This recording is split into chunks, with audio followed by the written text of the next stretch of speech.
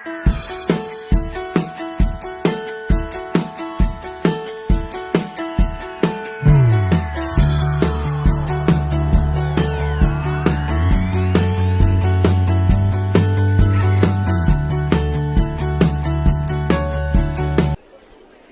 I introduce about myself. My name is Santosh. I am studying 9th I. My project name is Electromagnetic Train. It is one of the train. Uh, some train, some ordinary trains are go in the track very slowly.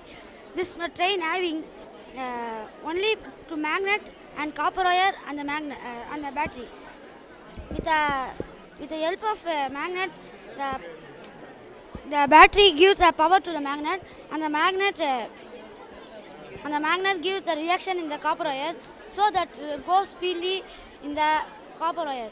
So we in the future it is very helpful for others, and we helpful for others, and we